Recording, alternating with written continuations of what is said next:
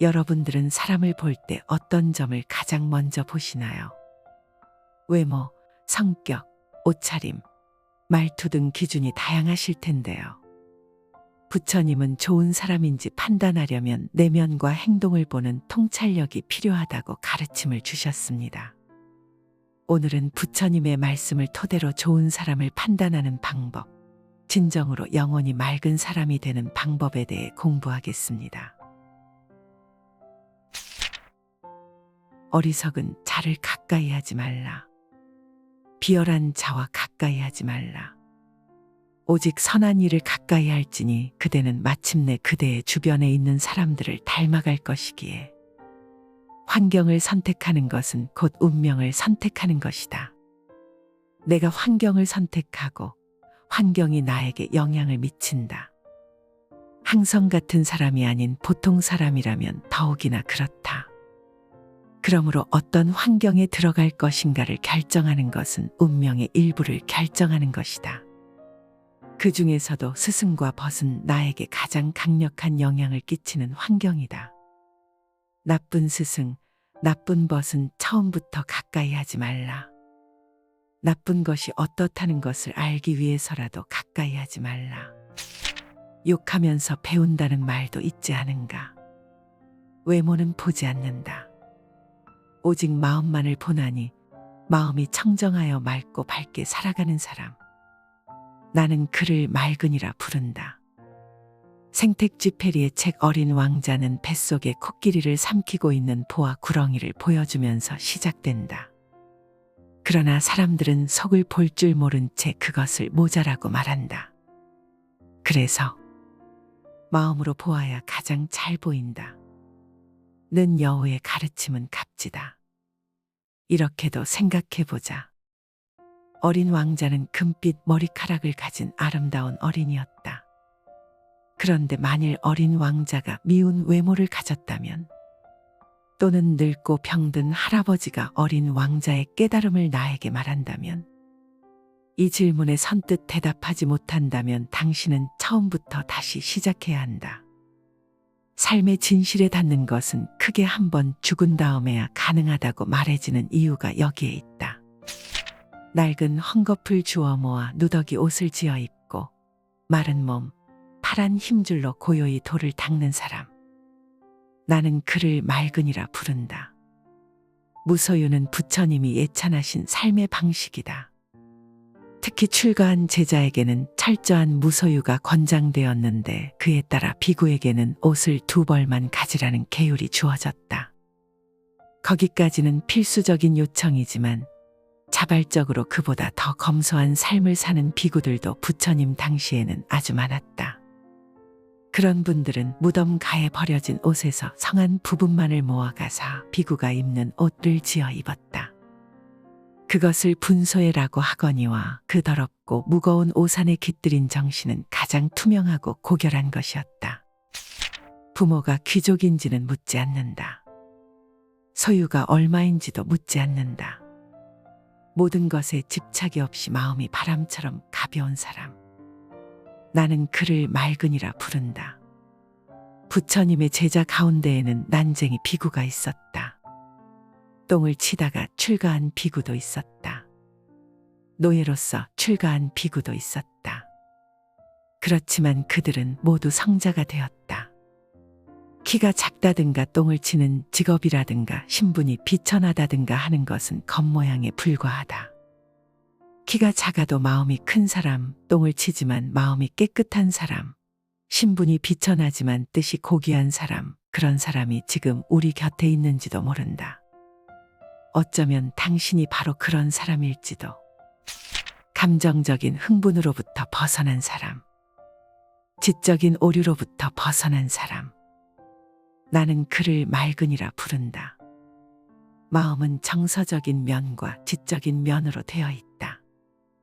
전자를 맑히는 것을 심청정이라고 하고 후자를 밝히는 것을 해청정이라고 한다. 맑음과 밝음, 고요함과 지혜로움. 이 둘을 함께 닦는 것을 정해쌍수라고 하는데 고려시대의 큰 스승이었던 보조 진울 스님이 강조하신 것이 이것이었다. 고요함을 이루었어도 지혜가 없으면 곧 어지러워진다. 지혜가 있어도 고요함을 이루지 못하면 촉촉한 기운을 잃어 건조해진다. 맑음은 인간미이고 밝음은 빛이다. 가르침 안에 8길이 없으면 그 가르침으로는 진정한 인간을 탄생시킬 수 없다. 사성제의 마지막 진리인 괴로움의 소멸로 인도하는 길의 진리는 8덕목으로 구성되어 있다. 바른 견해, 바른 생각, 바른 언어, 바른 행위, 바른 생계, 바른 노력, 바른 주의 집중, 바른 집중 몰입이 그것이다. 이를 팔정도라고 한다. 부처님이 돌아가시기 직전 한 수행자가 부처님의 가르침 밖에서도 성자가 탄생할 수 있느냐고 여쭌 적이 있었다. 그때 부처님은 대답하셨다. 팔정도가 있는 곳에만 성자가 탄생한다. 바르다는 것, 그것은 참사람을 낳는 유일하고도 곧게 뻗은 단 하나의 길이다. 용맹하기 사자와 같고 당당하기 코끼리와 같은 사람. 나는 그를 맑은이라 부른다. 짐승 가운데 사자와 코끼리가 불법을 상징한다. 얼핏 고요하고 평화로워 보이는 불교 성자의 내면이 아주 당당하고 씩씩하다는 것을 이 비유가 잘 말해주고 있다. 부처님이 그런 분이었다. 왕자 시절 가장 뛰어난 무사였던 그분. 그래서 그분의 설법은 사자후, 즉 사자의 부르짖음이라고 일컬어진다. 사자의 부르짖음을 들으면 모든 짐승들이 숨을 죽이고 엎드리듯 부처님의 가르침은 모든 악을 굴복시키기 때문이다.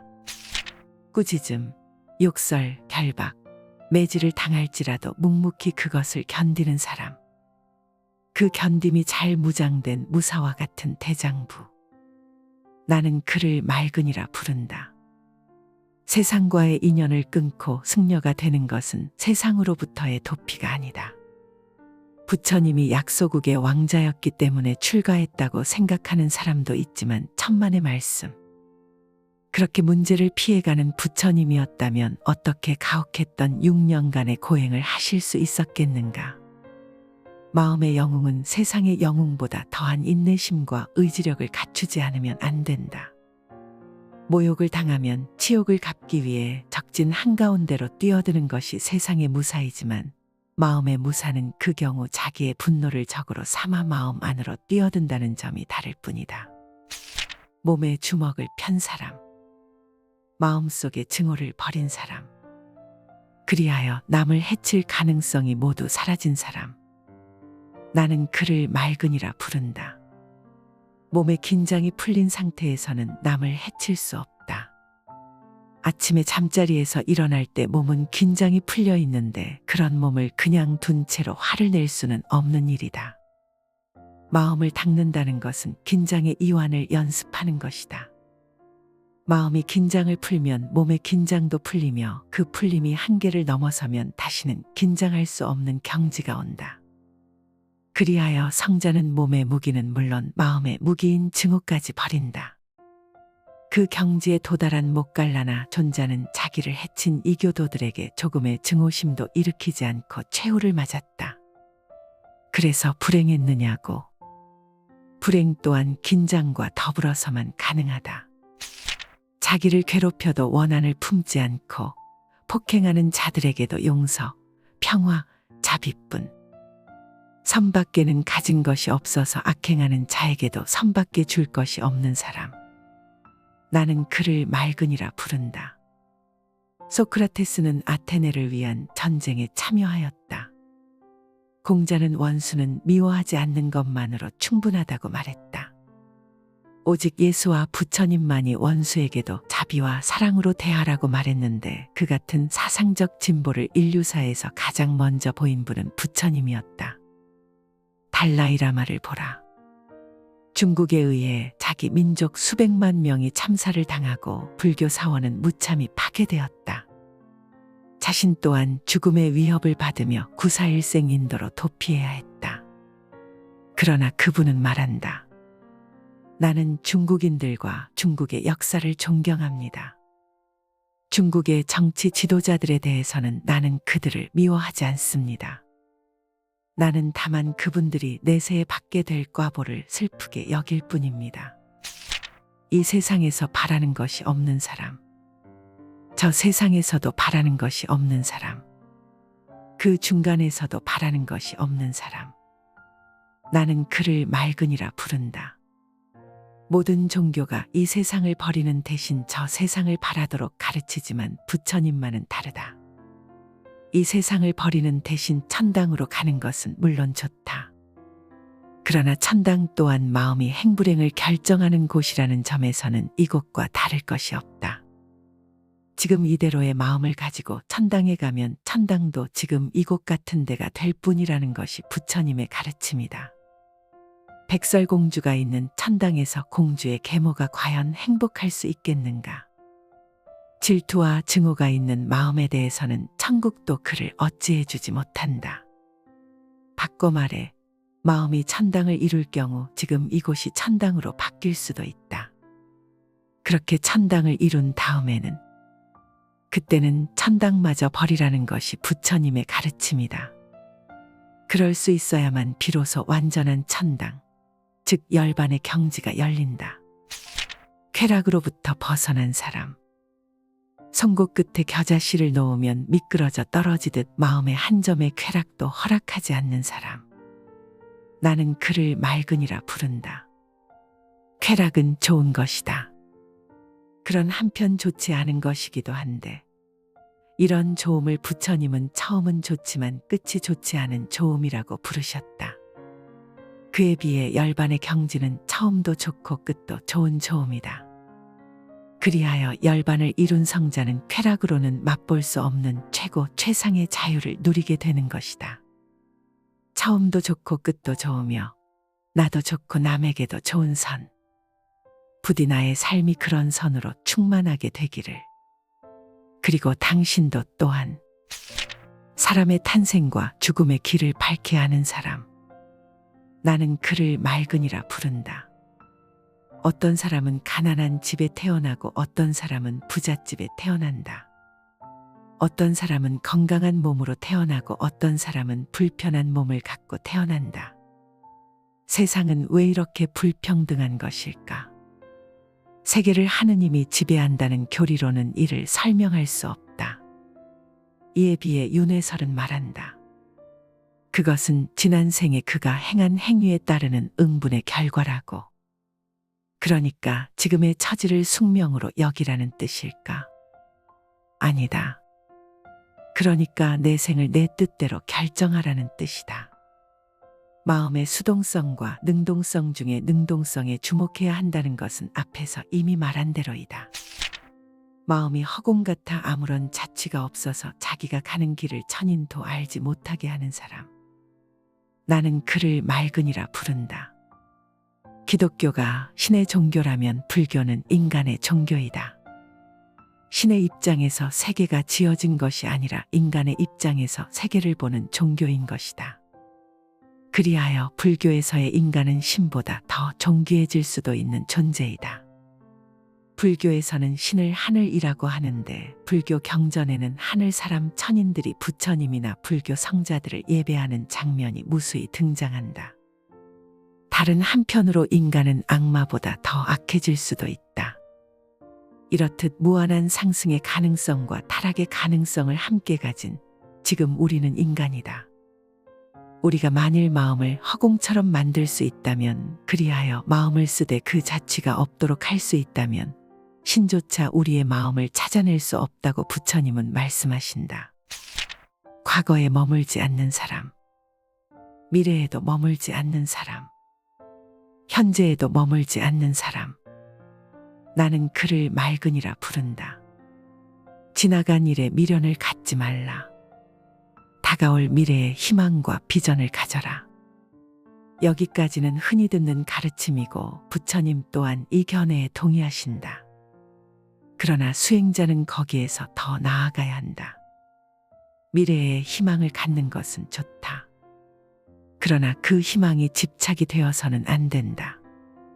그리하여 이번에는 미래보다 현재가 더욱 중요한 시점으로 등장하게 된다.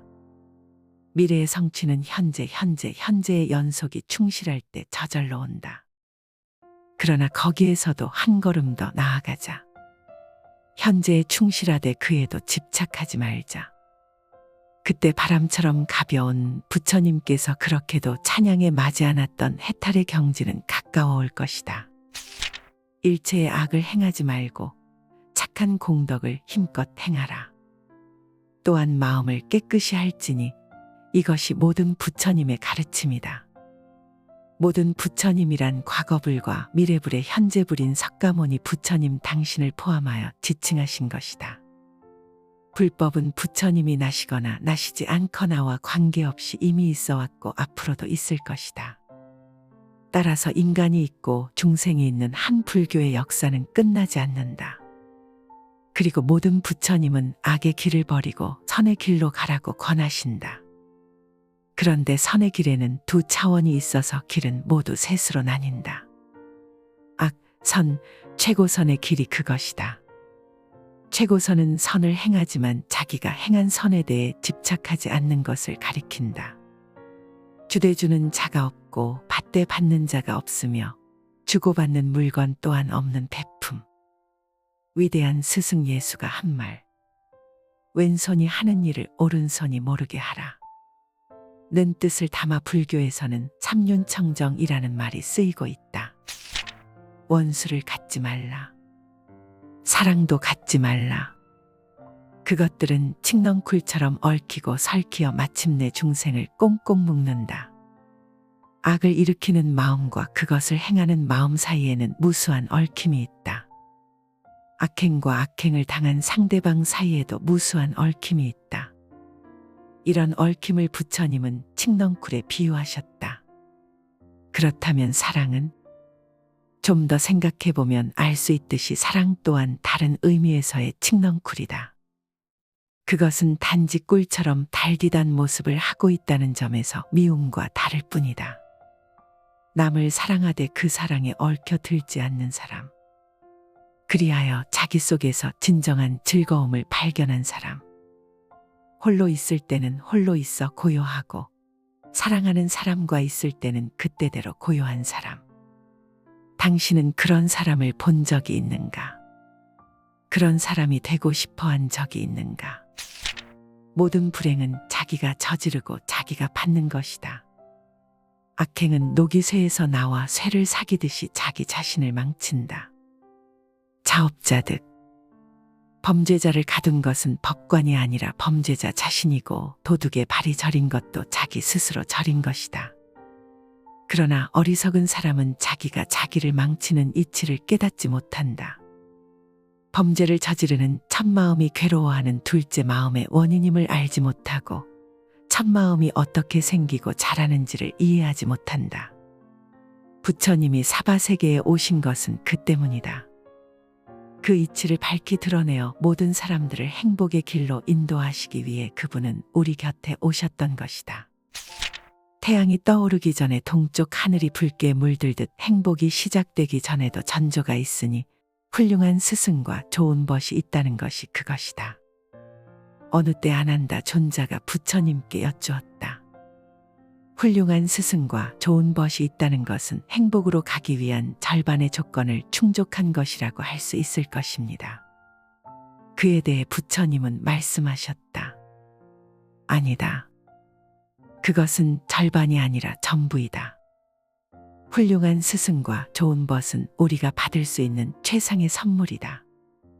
나보다 먼저 진리의 길을 간 분. 그분을 보면 진리가 현존한다는 것을 믿을 수 있는 분. 그런 분을 모시고 함께 정진하는 좋은 벗들. 그런 조건을 갖춘 사람에게 행복은 이미 가까이에 와 있다. 분노는 남을 해치기 전에 자기부터 해친다. 독을 가져야 남에게 독을 뿜을 수 있고 향기를 품어야 남에게 향기를 풍길 수 있다. 분노는 독이다. 남에게 독을 품기 위해 나의 심신을 독소에 노출시킬 수밖에 없는 것이 분노의 메커니즘이다. 더군다나 나에게 분노의 표적이 된 사람 또한 독을 품어 나에게 뿜을 것은 뻔한 일. 그러므로 누군가가 이 과정을 멈추어야 한다. 그리고 그 누군가가 바로 나이다. 현자는 행위를 먼저 다스리고 그 다음에 언어를, 마지막으로 마음을 다스린다. 악은 몸으로 짓는 것과 말로 짓는 것으로 나뉜다. 전자에는 살생, 도둑질, 음행이, 후자에는 쓸데없는 말, 양쪽 말, 거짓말, 모욕 주는 말이 포함된다. 이 7가지의 마음으로 짓는 탐진치를 합치면 악은 모두 10가지가 된다. 십악을 버리면 그것이 곧 십선이다. 십선은 다음 생에 인간이나 하늘나라에 태어나도록 그를 인도한다. 어리석은 자를 가까이 하지 말라. 비열한 자와 가까이 하지 말라. 오직 선한 일을 가까이 할지니 그대는 마침내 그대의 주변에 있는 사람들을 닮아갈 것이기에. 환경을 선택하는 것은 곧 운명을 선택하는 것이다. 내가 환경을 선택하고 환경이 나에게 영향을 미친다. 항성 같은 사람이 아닌 보통 사람이라면 더욱이나 그렇다. 그러므로 어떤 환경에 들어갈 것인가를 결정하는 것은 운명의 일부를 결정하는 것이다. 그 중에서도 스승과 벗은 나에게 가장 강력한 영향을 끼치는 환경이다. 나쁜 스승, 나쁜 벗은 처음부터 가까이 하지 말라. 나쁜 것이 어떻다는 것을 알기 위해서라도 가까이 하지 말라. 욕하면서 배운다는 말도 있지 않은가. 외모는 보지 않는다. 오직 마음만을 보나니 마음이 청정하여 맑고 밝게 살아가는 사람. 나는 그를 맑은이라 부른다. 생텍쥐페리의 책 어린 왕자는 뱃속에 코끼리를 삼키고 있는 보아 구렁이를 보여주면서 시작된다. 그러나 사람들은 속을 볼 줄 모른 채 그것을 모자라고 말한다. 그래서 마음으로 보아야 가장 잘 보인다. 는 여우의 가르침은 값지다.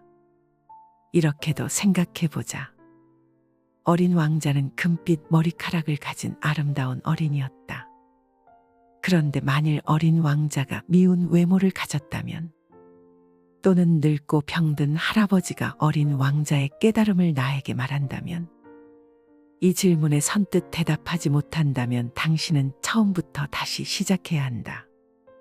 삶의 진실에 닿는 것은 크게 한번 죽은 다음에야 가능하다고 말해지는 이유가 여기에 있다. 낡은 헝겊을 주워 모아 누더기 옷을 지어 입고 마른 몸, 파란 힘줄로 고요히 돌을 닦는 사람. 나는 그를 맑은이라 부른다. 무소유는 부처님이 예찬하신 삶의 방식이다. 특히 출가한 제자에게는 철저한 무소유가 권장되었는데 그에 따라 비구에게는 옷을 2벌만 가지라는 계율이 주어졌다. 거기까지는 필수적인 요청이지만 자발적으로 그보다 더 검소한 삶을 사는 비구들도 부처님 당시에는 아주 많았다. 그런 분들은 무덤 가에 버려진 옷에서 성한 부분만을 모아가사 비구가 입는 옷을 지어 입었다. 그것을 분소회라고 하거니와 그 더럽고 무거운 옷 안에 깃들인 정신은 가장 투명하고 고결한 것이었다. 부모가 귀족인지는 묻지 않는다. 소유가 얼마인지도 묻지 않는다. 모든 것에 집착이 없이 마음이 바람처럼 가벼운 사람. 나는 그를 맑은이라 부른다.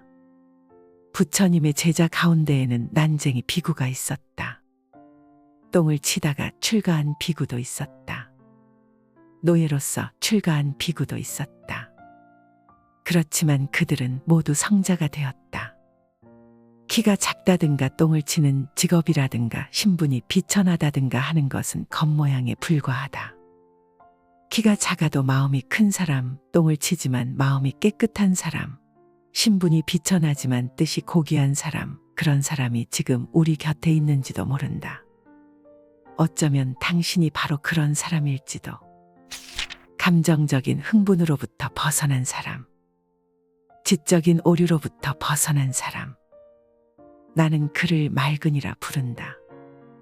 마음은 정서적인 면과 지적인 면으로 되어 있다. 전자를 맑히는 것을 심청정이라고 하고 후자를 밝히는 것을 해청정이라고 한다.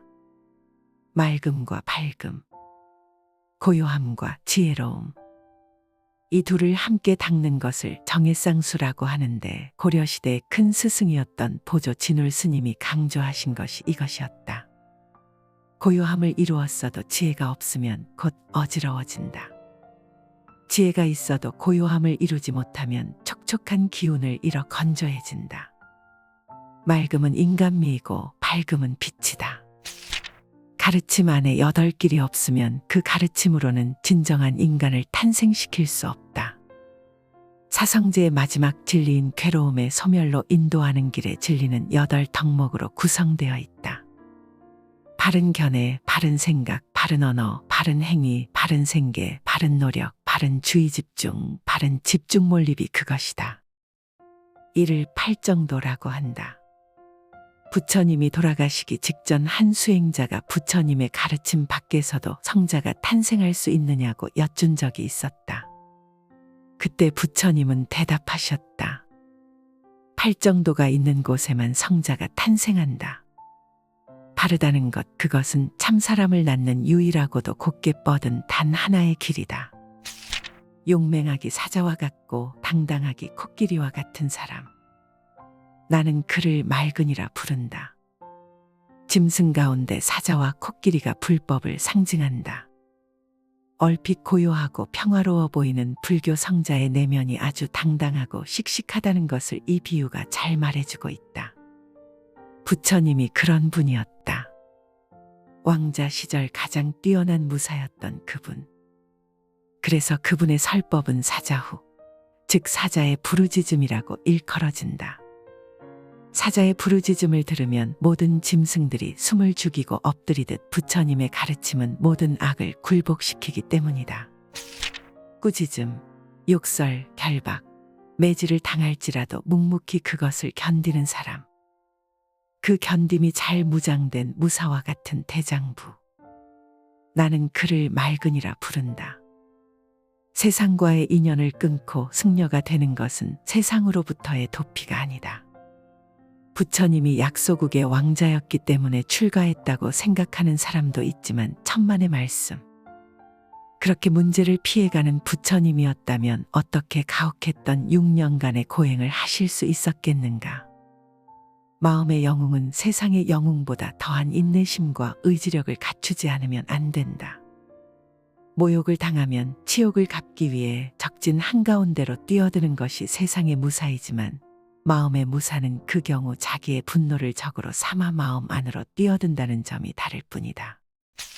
몸에 주먹을 편 사람, 마음속에 증오를 버린 사람, 그리하여 남을 해칠 가능성이 모두 사라진 사람. 나는 그를 맑은이라 부른다. 몸의 긴장이 풀린 상태에서는 남을 해칠 수 없다. 아침에 잠자리에서 일어날 때 몸은 긴장이 풀려 있는데 그런 몸을 그냥 둔 채로 화를 낼 수는 없는 일이다.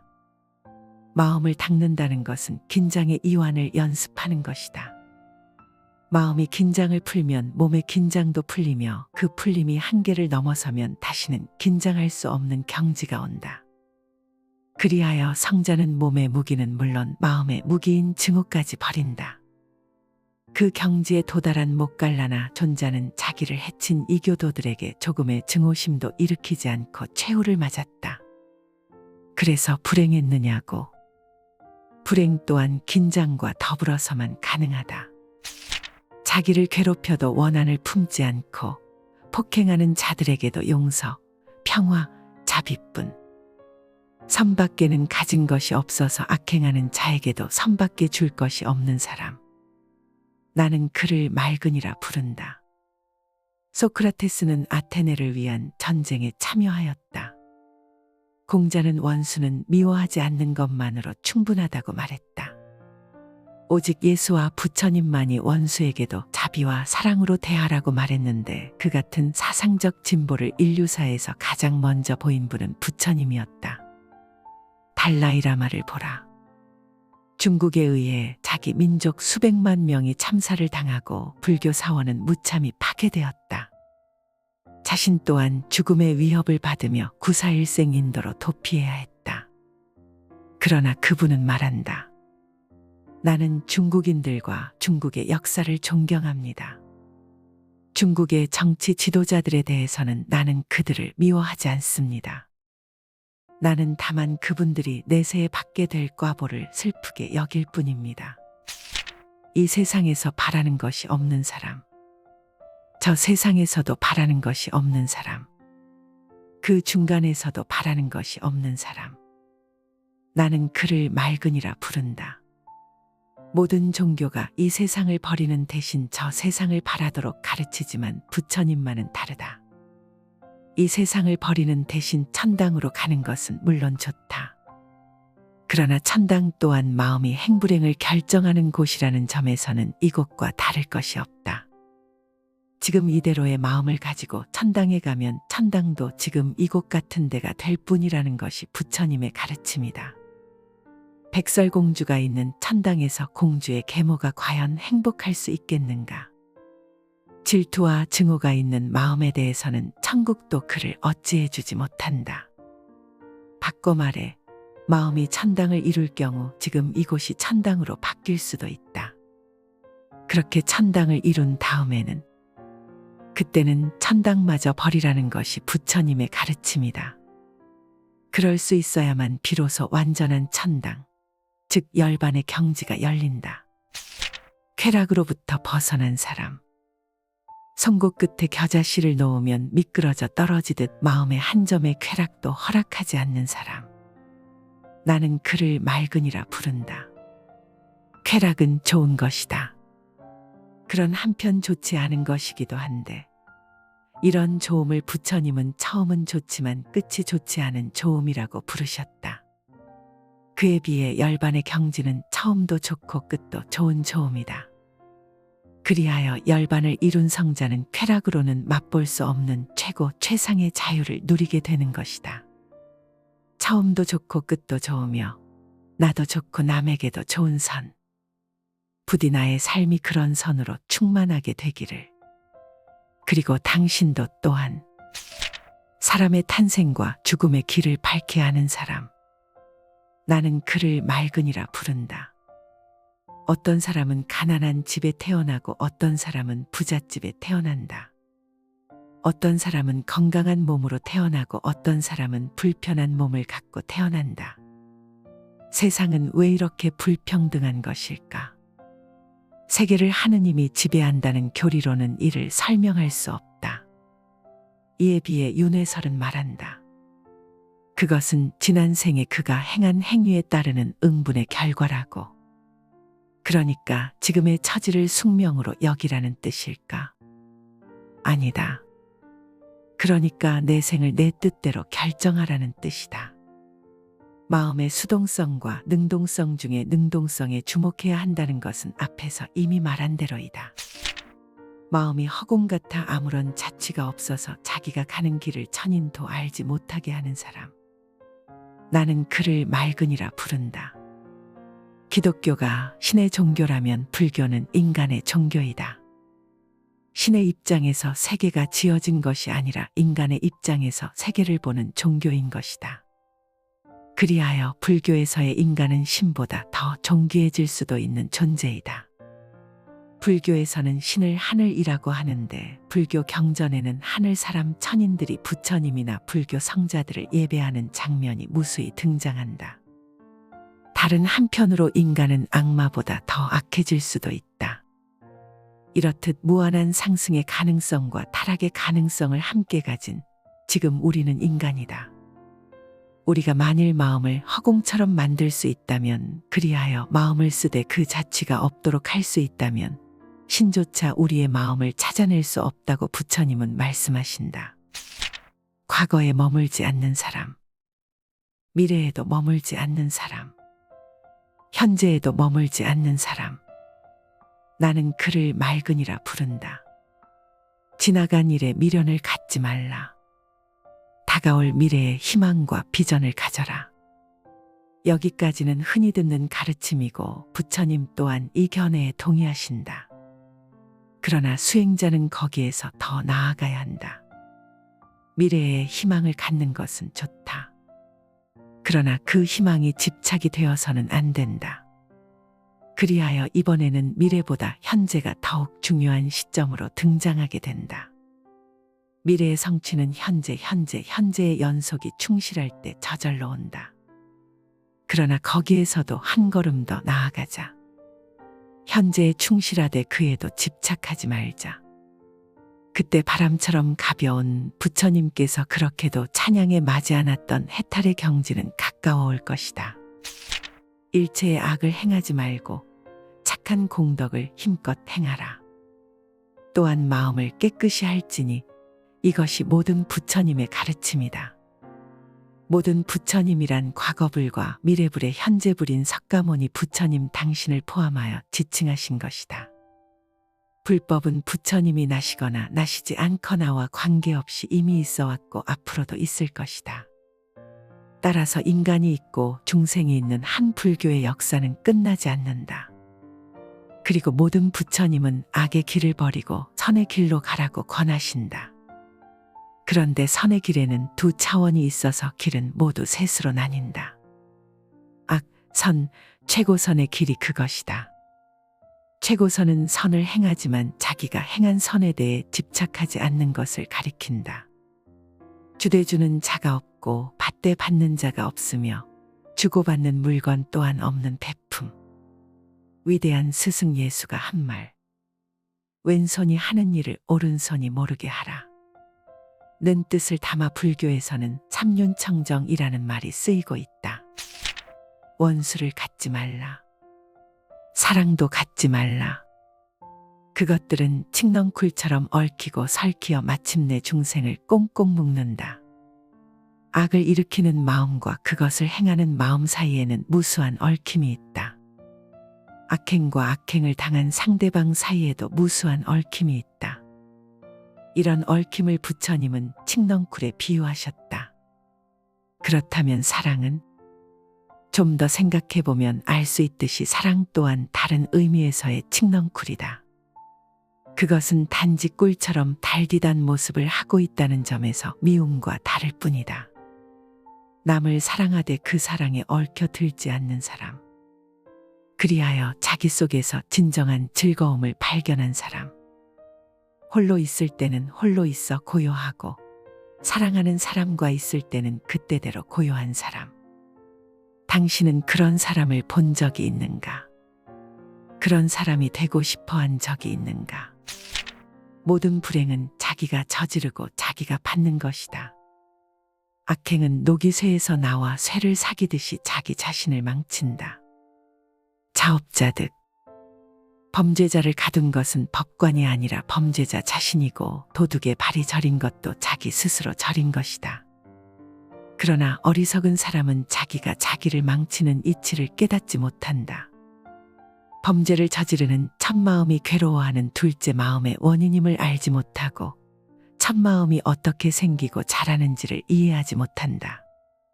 부처님이 사바세계에 오신 것은 그 때문이다. 그 이치를 밝히 드러내어 모든 사람들을 행복의 길로 인도하시기 위해 그분은 우리 곁에 오셨던 것이다. 태양이 떠오르기 전에 동쪽 하늘이 붉게 물들듯 행복이 시작되기 전에도 전조가 있으니 훌륭한 스승과 좋은 벗이 있다는 것이 그것이다. 어느 때 아난다 존자가 부처님께 여쭈었다. 훌륭한 스승과 좋은 벗이 있다는 것은 행복으로 가기 위한 절반의 조건을 충족한 것이라고 할 수 있을 것입니다. 그에 대해 부처님은 말씀하셨다. 아니다. 그것은 절반이 아니라 전부이다. 훌륭한 스승과 좋은 벗은 우리가 받을 수 있는 최상의 선물이다. 나보다 먼저 진리의 길을 간 분. 그분을 보면 진리가 현존한다는 것을 믿을 수 있는 분. 그런 분을 모시고 함께 정진하는 좋은 벗들. 그런 조건을 갖춘 사람에게 행복은 이미 가까이에 와 있다. 분노는 남을 해치기 전에 자기부터 해친다. 독을 가져야 남에게 독을 뿜을 수 있고 향기를 품어야 남에게 향기를 풍길 수 있다. 분노는 독이다. 남에게 독을 품기 위해 나의 심신을 독소에 노출시킬 수밖에 없는 것이 분노의 메커니즘이다. 더군다나 나에게 분노의 표적이 된 사람 또한 독을 품어 나에게 뿜을 것은 뻔한 일. 그러므로 누군가가 이 과정을 멈추어야 한다. 그리고 그 누군가가 바로 나이다.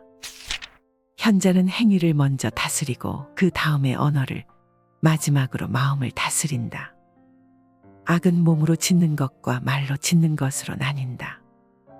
전자에는 살생, 도둑질, 음행이, 후자에는 쓸데없는 말, 양쪽 말, 거짓말, 모욕 주는 말이 포함된다. 이 7가지의 마음으로 짓는 탐진치를 합치면 악은 모두 10가지가 된다. 십악을 버리면 그것이 곧 십선이다. 십선은 다음 생에 인간이나 하늘나라에 태어나도록 그를 인도한다. 어리석은 자를 가까이 하지 말라. 비열한 자와 가까이 하지 말라. 오직 선한 일을 가까이 할지니 그대는 마침내 그대의 주변에 있는 사람들을 닮아갈 것이기에. 환경을 선택하는 것은 곧 운명을 선택하는 것이다. 내가 환경을 선택하고 환경이 나에게 영향을 미친다. 항성 같은 사람이 아닌 보통 사람이라면 더욱이나 그렇다. 그러므로 어떤 환경에 들어갈 것인가를 결정하는 것은 운명의 일부를 결정하는 것이다. 그 중에서도 스승과 벗은 나에게 가장 강력한 영향을 끼치는 환경이다. 나쁜 스승, 나쁜 벗은 처음부터 가까이 하지 말라. 나쁜 것이 어떻다는 것을 알기 위해서라도 가까이 하지 말라. 욕하면서 배운다는 말도 있지 않은가.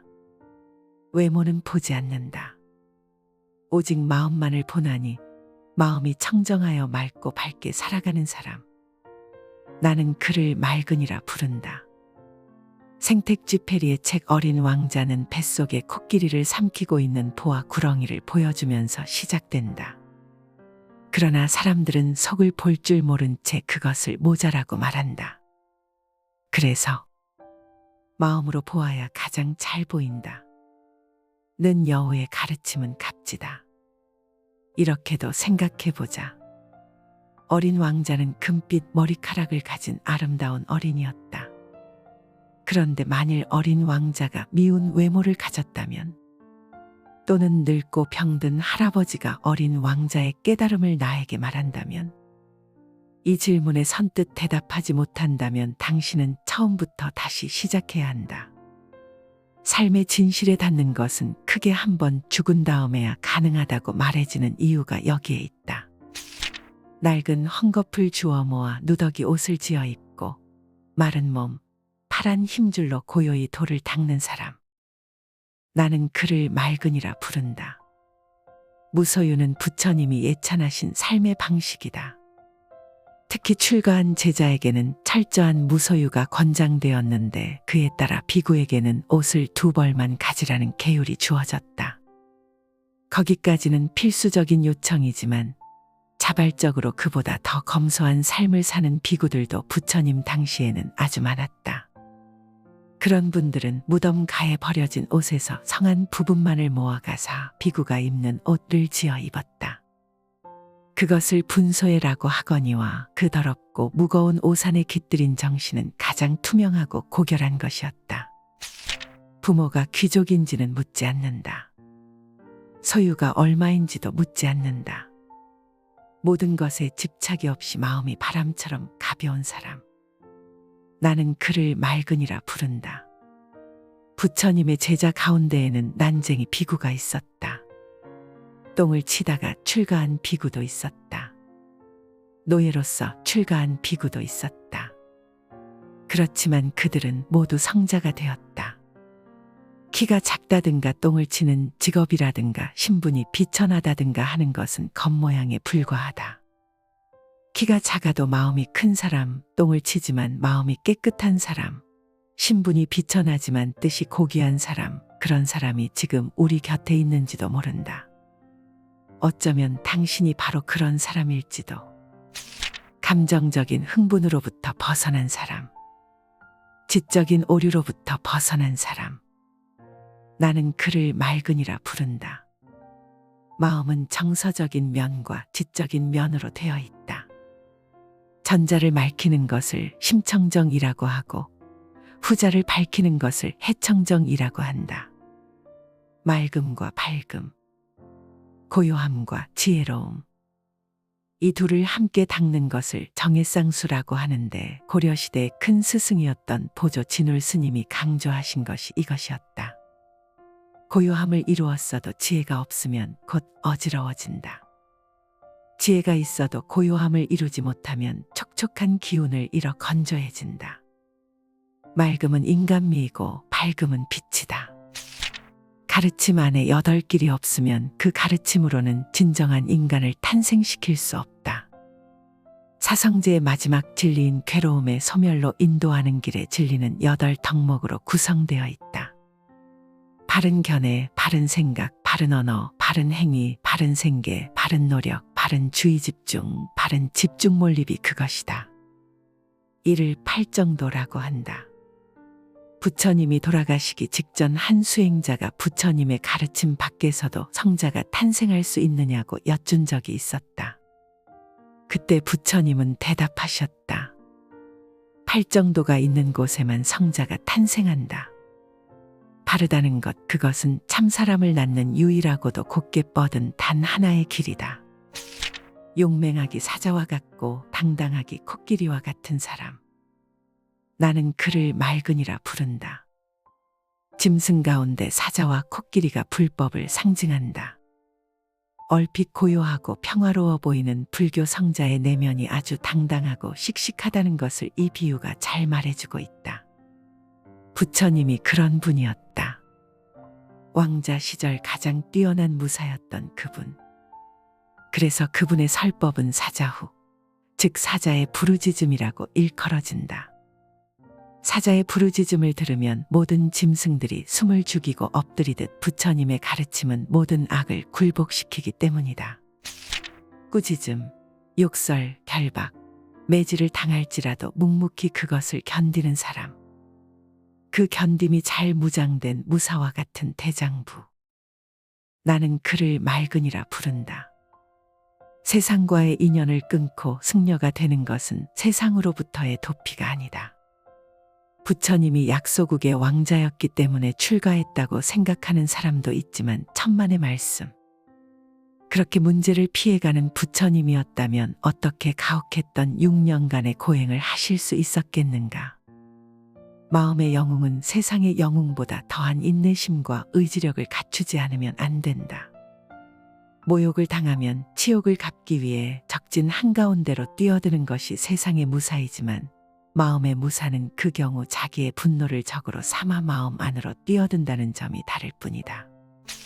몸에 주먹을 편 사람, 마음속에 증오를 버린 사람, 그리하여 남을 해칠 가능성이 모두 사라진 사람. 나는 그를 맑은이라 부른다. 몸의 긴장이 풀린 상태에서는 남을 해칠 수 없다. 아침에 잠자리에서 일어날 때 몸은 긴장이 풀려 있는데 그런 몸을 그냥 둔 채로 화를 낼 수는 없는 일이다. 마음을 닦는다는 것은 긴장의 이완을 연습하는 것이다. 마음이 긴장을 풀면 몸의 긴장도 풀리며 그 풀림이 한계를 넘어서면 다시는 긴장할 수 없는 경지가 온다. 그리하여 성자는 몸의 무기는 물론 마음의 무기인 증오까지 버린다. 그 경지에 도달한 목갈라나 존자는 자기를 해친 이교도들에게 조금의 증오심도 일으키지 않고 최후를 맞았다. 그래서 불행했느냐고. 불행 또한 긴장과 더불어서만 가능하다. 자기를 괴롭혀도 원한을 품지 않고 폭행하는 자들에게도 용서, 평화, 자비뿐. 선밖에는 가진 것이 없어서 악행하는 자에게도 선밖에 줄 것이 없는 사람. 나는 그를 맑은이라 부른다. 소크라테스는 아테네를 위한 전쟁에 참여하였다. 공자는 원수는 미워하지 않는 것만으로 충분하다고 말했다. 오직 예수와 부처님만이 원수에게도 자비와 사랑으로 대하라고 말했는데 그 같은 사상적 진보를 인류사에서 가장 먼저 보인 분은 부처님이었다. 달라이라마를 보라. 중국에 의해 자기 민족 수백만 명이 참살을 당하고 불교 사원은 무참히 파괴되었다. 자신 또한 죽음의 위협을 받으며 구사일생 인도로 도피해야 했다. 그러나 그분은 말한다. 나는 중국인들과 중국의 역사를 존경합니다. 중국의 정치 지도자들에 대해서는 나는 그들을 미워하지 않습니다. 나는 다만 그분들이 내세에 받게 될 꽈보를 슬프게 여길 뿐입니다. 이 세상에서 바라는 것이 없는 사람, 저 세상에서도 바라는 것이 없는 사람, 그 중간에서도 바라는 것이 없는 사람, 나는 그를 맑은이라 부른다. 모든 종교가 이 세상을 버리는 대신 저 세상을 바라도록 가르치지만 부처님만은 다르다. 이 세상을 버리는 대신 천당으로 가는 것은 물론 좋다. 그러나 천당 또한 마음이 행불행을 결정하는 곳이라는 점에서는 이곳과 다를 것이 없다. 지금 이대로의 마음을 가지고 천당에 가면 천당도 지금 이곳 같은 데가 될 뿐이라는 것이 부처님의 가르침이다. 백설공주가 있는 천당에서 공주의 계모가 과연 행복할 수 있겠는가? 질투와 증오가 있는 마음에 대해서는 천국도 그를 어찌해 주지 못한다. 바꿔 말해 마음이 천당을 이룰 경우 지금 이곳이 천당으로 바뀔 수도 있다. 그렇게 천당을 이룬 다음에는 그때는 천당마저 버리라는 것이 부처님의 가르침이다. 그럴 수 있어야만 비로소 완전한 천당, 즉 열반의 경지가 열린다. 쾌락으로부터 벗어난 사람. 송곳 끝에 겨자씨를 놓으면 미끄러져 떨어지듯 마음의 한 점의 쾌락도 허락하지 않는 사람. 나는 그를 맑은이라 부른다.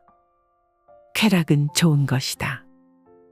그런 한편 좋지 않은 것이기도 한데 이런 좋음을 부처님은 처음은 좋지만 끝이 좋지 않은 좋음이라고 부르셨다. 그에 비해 열반의 경지는 처음도 좋고 끝도 좋은 좋음이다. 그리하여 열반을 이룬 성자는 쾌락으로는 맛볼 수 없는 최고 최상의 자유를 누리게 되는 것이다. 처음도 좋고 끝도 좋으며 나도 좋고 남에게도 좋은 선.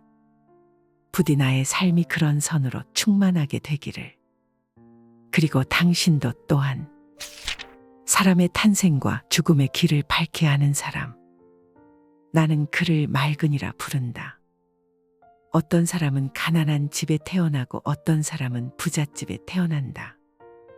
어떤 사람은 건강한 몸으로 태어나고 어떤 사람은 불편한 몸을 갖고 태어난다. 세상은 왜 이렇게 불평등한 것일까? 세계를 하느님이 지배한다는 교리로는 이를 설명할 수 없다. 이에 비해 윤회설은 말한다.